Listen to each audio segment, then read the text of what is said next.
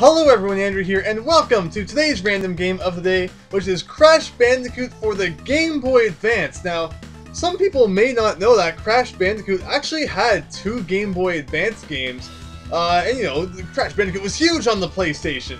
You know, you had 1, 2, 3, and they were these crazy 3D platforming things. But then you had Crash on the Game Boy Advance, where it took the kind of gameplay mechanics from the 3D games and applied them to 2D side-scrolling levels, and I always thought that was actually really cool.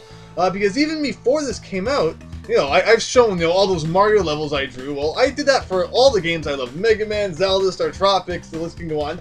And one of those games was Crash Bandicoot. You know, I can't draw 3D levels on paper, and Crash already had, even the PlayStation ones had some, you know, 2D side-scrolling segments. So I used to draw, you know, 2D Crash levels, and then for this to come out, you know, you know, in the future, it was kind of like, whoa, I imagined that before it even happened. So, yeah, this is actually a fairly interesting game. And, you know, I realized I don't think I've played a Crash Bandicoot game since, I mean, I played Crash 3 for Random Game of the Day number 4. So that's over 150 random games ago. And I don't think I've played a Crash game since. So Crash is awesome. He needs some more attention. So I think without, you know, looking at this completely awesome title screen with, you know, an MS Paint watermark on it and, you know, stars, you know, the kind of Windows XP screensaver in the background, let's press new game and get on with this. So Cortex is like, oh man, I have my planetary minimizer finally completed, and the Earthlings will bow down to my superior intellect, because, you know, people usually do that kind of thing. And then we have some laughing. So he basically shoots this thing at the Earth, which shrinks it. I mean, I can, you know, and then the gravity got completely thrown off and Earth was thrown into oblivion. Well, finally, after all these years of abuse, the tables have turned, you know, like the 5 millionth time. Cortex has always been an interesting enemy. I like evil genius enemies, you know, Eggman or Robotnik. People like to give me heck for calling him Eggman. I don't know. It's easier to say Eggman, and there's less syllables. Plus, I know I grew up with Sonic 2 where he was called Robotnik, but they're honestly interchangeable to me. I don't get too worked up over that. But yeah, and you have, you know, Wily, of course, and then Cortex, and then they're a good evil scientist, bad guy kind of guy. And yeah, he's kind of holding it in his, you know, his fingers like that. And there's a lot of problems with that. He's probably crushing, you know, a lot of stuff right now. But he's holding it in his hands nonetheless. But you know, this isn't so great for our, you know, our heroes right here. As all, you know, old Akuman guys like Crash and Coco, the world needs your help because, you know, Bandicoots are the only things that can save us. You got the grapefruits, and we must stop him. So it looks like the Cortex is using the crystals to power his shrinking machine. Who would have guessed that? So Crash, if you can find the proper crystals from around the world, I think I can build a device to reverse the effects. You know, it's good that every game has that one character who can build anything from anything, and the things that they need to build things from are usually conveniently located nearby. What would we do if video games weren't so, you know, crazy like that? But, you know, Akuman is like, good luck, Crash, you must find the crystals, you can put an end to his evil scheme. So yeah, I mean, the story, well, we're not playing this game for the story. It's very basic, like pretty much every Crash game ever. I mean, the first Crash game didn't have crystals. I believe 2, 3, and 4 did. I mean, 2 and 3 definitely did, and I'm pretty sure 4 did. I haven't given 4 enough, you know, enough attention. I really should do that. But anyway, so as you can see, we have, you know, our typical level room here, much like Crash Bandicoot 3. And, you know, the warp room, and we're going to be, you know, doing them in order because that's the way Andrew plays his games. And we're going to be doing Jungle Jam. So as you saw on the top left there, this level has a crystal and a gem hidden in it. So the crystal is usually just hidden somewhere along the main path. They're not usually too difficult to find. But then the gem, you get that by getting destroying all of the boxes in a level. And you can see every time we destroy a box there, it says how many there are in total in this level, or we can just press select and it will come down anytime we wish. Also, we have the Wumba fruit here, who, you know, have copied every single game ever. You have, you know, Mario, Sonic, and all the other games out there where you collect 100 of them and you get a super valuable 1-up. Yeah, so those things break on their own. Of course, Crash's, you know, trademark attack is the spinning thing, and you just completely obliterate enemies by knocking them off the screen. The Game Boy Advance game also has bonus rooms. Now, of course, you know, it is 2D, And, you know, when Crash was in 3D, you could hide things pretty well. Like, sometimes, you know, bonus games would be hidden behind objects, so, you know, you couldn't see them too well. Or sometimes there would be hidden paths, or just other things that you couldn't see. There is still some of that. I mean, look at any, you know, look at Mario, look at, you know, any other side-scrolling platformer out there. It's, of course, still possible to hide things pretty well in a 2D side-scrolling environment. Not as, you know, efficiently as you can in a 3D. Oh, I was gonna say, I only have one life, but no, that's right. It only shows the things you've collected in the bonus game at the top. I started to wonder where I had lost all of those lives. But yeah, we actually have 7 1-ups there. But yeah, I mean, you still can, you know, hide some things pretty well. Like, look how cleverly that thing was hidden behind the leaves. Also, I kind of touched that guy. I'm kind of gonna call shenanigans on that. But anyway, we're, you know, getting our Wumba Fruit back. The boxes come back. You have to re-get all the ones since your last checkpoint. It looks like the bonus game there also acted as a checkpoint. I don't remember if it did that in the 3D Crash games or not. Also, we have Aku Guy here, and he will act as a free hit for us. So, you know, we can take a hit, and he'll disappear. If you get him again, he turns gold, and if you get 3 of them without taking a hit, you turn invincible for a few seconds, which is pretty cool. And after that, I think you go down to the second level, to the gold level. I actually don't remember how exactly that works. Anyway, here is one of those super hidden well, you know, wow, super hidden well crystals. Yes, exactly. That we need to find in each stage. Now, how do they expect you to, oh, there's a block down there. That's actually pretty kind of clever. So, you know, you need to find each of those. Like I said, they're not too, you know, difficultly hidden, especially in the first level. And since we got 42 out of 42 up there, we have solved the answer to the universe. And we get the gem as we complete the level. So, I mean, I have to say that I kind of like the way that Crash transfers to 2D. It's still very fun. I mean, that was the first level. I see everyone closing the video now because that was extremely boring. You also have the time trials that were introduced in Crash Bandicoot 3, where you get those relics if you go back and you can get through the level within a certain time. Now, usually as you proceed through the game, you'll get new attacks and techniques which will help you beat the levels faster. So beating them now, or trying to attempt the time trials now, you can usually get this the blue one there. It goes blue, gold, and then platinum. So you can usually get the blue one. Although I usually just wait until later in the game when I get more power-ups so I can come back and do it faster anyway. But anyway, looks like we have another level here, Shipwreck. Now this looks kind of underwater-ish. It is kind of underwater-ish. Now, this is actually pretty much exactly like an underwater level from you know, from one of the other Crash Bandicoot games, because they were always side-scrolling. You know, just kind of swimming around. I mean, the graphics aren't nearly as good, but, you know, I'm not going to complain about that for a Game Boy Advance game. They definitely could be worse. The graphics aren't too bad, that's for sure. But anyway, let us proceed on here. We're going to destroy these guys, and this guy, and this guy. So, I mean, yeah, this is one of those levels where, I mean, you can, you know, make splitting paths, and things can be definitely trickier to find than, you know, a typical platforming stage. But I will tell you that things definitely, you know, do get trickier later on in the game. It actually has been many years since I've played this. You know, it's always been one of those things like, you know, I need to go back and play that game someday. I think everyone has that list of like 1,000 games that they've beaten before, but they're like, you know, I really would like to beat that again. You know, if only new games would just stop coming out so I would have more time to go back and play the old ones, that'd be kind of nice. Now, I mean, new games are, of course, great. Although I do feel at times, you know, I'm like, you know, if another new game never came out, I could probably live on going back and, you know, revisiting games from the past, because I just look back at all those games from my childhood that I would just love to, you know, play through again. But, you know, it's a shame that, you know, I used to look at people, you know, they'd be like, no, I'm older now, I don't have as much time to play video games as I used to. And I used to be like, ah, what the heck, you're gonna have time to play video games forever. But, you know, as I grew up and I started getting more serious about, you know, education and stuff like that, you know, back in high school, I think I've said this in another video, you know, expecting to make all these big decisions in high school about, like, you know, like you're 16 years old and they're forcing you to make these gigantic decisions about your future. Like, you're supposed to know what you want to do when you're 16 for the rest of your life so that you can start taking, you know, courses in grade 11 and 12 to reflect that. But, you know, I don't think I honestly don't think people are old enough at that point to understand just, you know, the extreme kind of responsibility that comes with that decision. But anyway, the point is, back then, I didn't care about school, and I played video games all day. But these days, I guess I just don't do that as much. Anyway, Temple of Boom. For a second, I was gonna be like, that doesn't look like a very good D. It almost looks like an E from here. But I guess it's a B, because, you know, Temple of Boom kind of makes sense. Although, for those who want to call it Temple of Eum, I will not complain.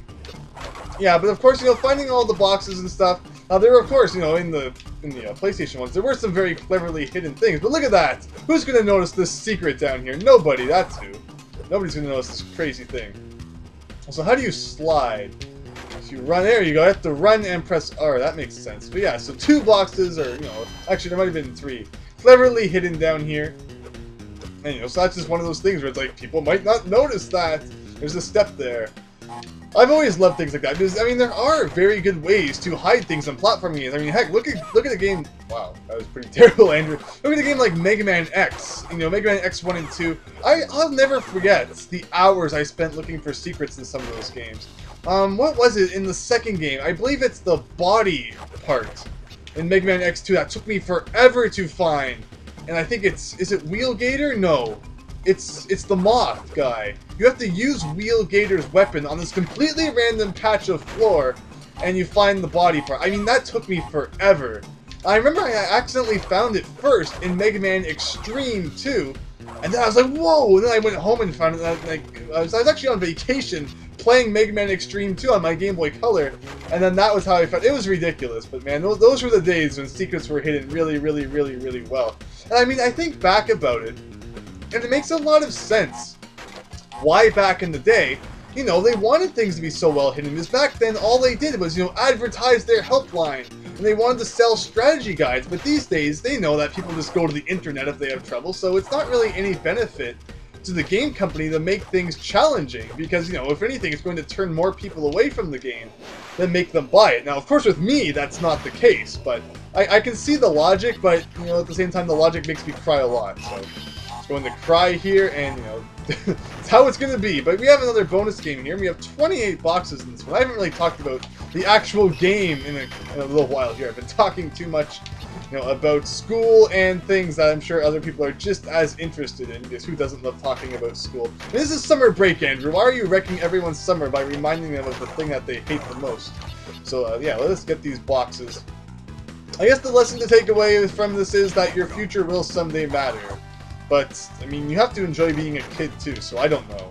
I don't know! The world is crazy. I guess that's the takeaway from all this. Anyway, 23 boxes, 24, 25, 26, 27, 29, and we're going through the portal here. Andrew counts good. Okay, so what do we got? We have 42, wow. So if this was the first level, we would already be done. But now we have those plant guys who like to show up. They were a big thing in the first game. I think they came back quite a bit in the... Did they come back in the second game? I'm trying to think of all the different level themes.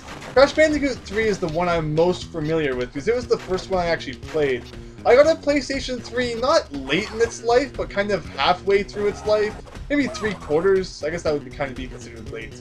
But I remember my first game was Spyro 2, so whenever that came out, I guess, was around the time I got a PS1.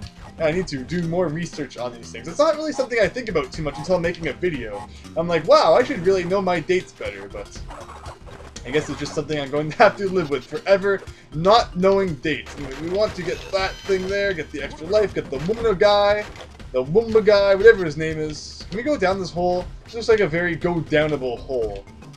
Let's be careful here. I also noticed that this level has 2 gems. I'm not actually sure what's up with that. Now, I'm contemplating hitting this checkpoint because I feel a stupid death coming. 68 boxes, so I think that was a smart move. Also, if we fall in the spikes, will the Woomba guy, you know, Aku guy, save us? That's the question. That is the question of the day. Now, I'm wondering what's going on down here. So basically, the answer of the day is that he did not save us. But thankfully, because I got that checkpoint, we are starting much closer to this little segment down here than we otherwise would have. I'm like I said, I haven't played this in quite a while. I'm betting that we're gonna find the, you know, the second gem hidden at the end of this. Now, one of the cool parts that was introduced in okay, so that's how this works. That was another possibility. One of the cool, and it actually leads right into what I was about to talk about. One of the cool parts about that was introduced in Crash 2 was the red, yellow, green, and blue. Red, yellow, green, blue, and purple gems, which are hidden throughout normal levels. Wow, I think I completely broke that by spinning. I don't think you're actually supposed to be able to do that. But once you find the red gem, this platform will activate, taking you to a bonus game where you will then be able to, I don't know how you're supposed to make it back from that, where you will then be able to find the other silver gem in this level. Now, I love finding the colored gems because, you know, unlike the silver ones, which are, you know, obtained from getting all of the boxes, or obtained from the, you know, the side things like that after you get the red gem, the colored ones can be hidden anywhere in a level. Like, I remember in Crash Bandicoot 2, one of the levels you actually just have to walk through what looks like a solid wall to find, I think it's the green gem. And in another one, you have to jump on top of what looks like nitro boxes, but it's actually a teleporter to find, I think it's the purple one? Don't quote me on that one. I know the other one's the green one, but overall, you know, hidden secrets. You might know at this point that they make me happy. Although overall, we haven't been having too much trouble. I guess we'll do at least one more level. Frostbite Cavern or just in slime. Sewer levels have always been, you know, sewers and factories, or just anything mechanical, has always been one of my favorite level themes in video games. And, you know, Mario needs more mechanical level themes, that's all I can say. I know that 3D Land had those clock tower levels, which were actually pretty cool, so I have no idea where the heck those were in Super Mario 3D World. But overall, I think they need, you know, like, Fear Factory Mario style. That would be really cool to see. You know, with, like, blades coming at you, Sawmill Thrill. Get Mario in a minecart dodging blades at his face. I think that's what Mario needs more of. So anyway, some really big jerk put that there, hoping that you would hit it, so that when, you know, you got, if you didn't get that, it would now be surrounded by steel blocks. Now, I probably shouldn't have actually hit that, because they might have placed another one somewhere near the end that I'm not going to be able to get now. That would be very sad. Also, the numbers up there are 747, so Star Tropics fans rejoice. Also, what the heck is up with this? Yeah, is there a way to jump higher? Yes, so, something that I don't really, actually, I probably just screwed that. Oh, I did too. I messed that up. I botched it. Now, if you die in I actually didn't mean to fall off. You actually do get to try again. In the other games, I think if you died in the bonus game, it was like, sorry, you're out of luck. But yeah, man, I was talking, and then I stopped talking, and then I started talking, and I have no idea what I was talking about. Things happened. Let's just do that, so we don't have to worry about it. Man, I think the problem is I talk too much. That's probably the problem. Also, I think the okay, it's coming back to me. Yes! First of all, the problem with that platform is I think it looks longer than it actually is, which makes me think I have more time before I need to jump than I actually do. But I was talking about Mario. Yeah, it needs more, you know, mechanical, not so natural levels. That's just my takeaway from it. I think that every game can use a few of those. So I would love to see some, but anyway, what do we got here? I don't want to screw that one up. That block there is actually a changing block. And the way it works is, if you don't hit it fast, it will cycle through a few different things. Although if you don't hit it fast enough, it will actually just turn into a solid steel block, which, you know, isn't so great. There's 47 blocks inside this bonus game? Okay.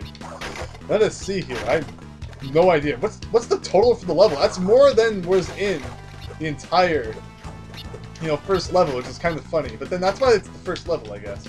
Also, can we do this? No, if I get hit, I'm instantly dead. But how am I supposed to get that, then? I suppose like that. Okay. Let's see. 30 boxes. Looks like I'm going to need to use that arrow to probably get something that's up here? Maybe? I have no idea where I'm going. Oh, I needed to get across the hole. Now is where long jumping comes in, but will I be able to do it?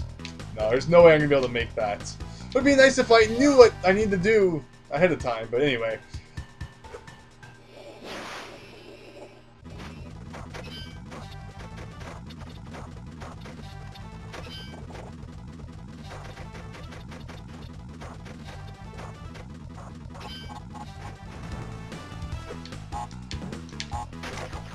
Okay, so I mean, there's not really any indication that that's actually what you're supposed to do, because when you're in the air, you can't see anything, so whoever designed that didn't really think it through. It would be removed from Crash Bandicoot Central for having a blind jump. But anyway, as we proceed on here, how many, so wow, 134, this is like, that's like as many boxes as was in every level up to this point. Okay, anyway, let's proceed on here. But I hope that you can see that, you know, side-scrolling Crash Bandicoot actually does work pretty well. And if you know, Oh wow, I thought that was background object for a second. I don't know why. But if you haven't really played too many of the Crash Bandicoot games, I definitely... Ooh, okay, so I think this is the first Nitro block. Now, unlike TNT, where when you touch it, it starts counting down, touching a Nitro block from the sides or the top, or even the bottom, depending on where it is, will instantly damage you. So you really just can't touch them at all. But yeah, what I'm basically saying is definitely give Crash Bandicoot games a shot if you haven't. And if you've never played the side-scrolling ones on the Game Boy Advance, they're definitely worth searching out. Because, whether you're a fan of the 3D ones or not, I think that they're great games on their own. Because, I love my side-scrolling platformers with lots of collectibles. I mean, who doesn't, right? Who doesn't? Anyway, Akugai is a very good thing to have. Ugh. Okay, so we got that. Now, the deal here is, in levels that have Nitro blocks, there's usually a green exclamation mark block at the end, and what that does is it will destroy every Nitro block in the level. Now what that might mean is we might have to come back after we hit that to get those blocks, because it depends on if when we hit that block, if the explosion from the Nitro blocks will also destroy the blocks above them. Maybe. Or maybe not. Also, we have Gold Akugai now, so one more and we will be getting Invincibility. Actually, that might be what we want to do. Go back to get those. Although we also have this here, which will destroy... Oh, I should have got that extra life. My bad. Not that we really need it. Also, a running button would be very good right now. I don't remember if that power-up is in this game or not. And some of the really good power-ups from Crash 3... Actually, I don't know if I should spoil them. Everyone's going to go out and start playing Crash 3 now. Hey, it's old enough. If you don't want to hear the power-ups from Crash 3, hold your ears for like the next 20 seconds. But you have the double jump, you have the running, you have the bazooka. Man, what are the other ones? Oh, you have the super spin. And there's one more. I'm pretty sure. Because there's 5 worlds. I mean, there's a 6th world. But I know that there's, the main 4 before the final boss. I don't know if you get a power-up after the final boss. So those might be the only 4. I think that might be how it works. Anyway, actually, we do want to hit that just like that. Okay, so we lost all our Akugais, but the main thing is that we beat this level and get all the things. So let's do that. Let us proceed on here. How many do we have? We have 6 more. Let's just not get hit. We have a checkpoint. I'm not going to argue with that. Almost there. Almost there. Get rid of these rats in the sewer. Can we jump up through things? Sometimes I wonder if, like, objects in the level you can interact with. That's one thing when, graphics are pretty detailed. It always makes you wonder, can you do something with that? 3, 4, there we go. Get the fruits. Wow, I wonder where the crystal is. We haven't found it yet. Maybe we should proceed on. It's like, thank you for placing it right out in the open. But even the 3D games were like that. I mean, the crystal is usually just handed to you. So it almost makes you wonder why they exist. Considering it's like, I don't really know. I mean, it's like I would have beat the level, like done the exact same thing if I didn't have to live that. But anyway, wow. I think I will leave number 4 to you. It is everyone's homework to go out and find this game because it is a lot of fun. And, beat level 4 for yourself and write a 5-page essay on how fantastic it was. Overall, Crash is such a great series. It'd be so cool to see, like a new Crash game like the first 3, or even, the 4th one was very similar too, on a new-gen console. There were a lot of weird Crash spin-offs. I haven't given them too much attention, unfortunately. I probably should. Teal Game Master can tell you about all of those. But in the meantime, try out this one and its sequel. Very, very fun platformers for the Game Boy Advance. So yeah, hope that you enjoyed watching this. Thank you for watching to the end, and hope to see you next time for something different. So thanks, and see you later.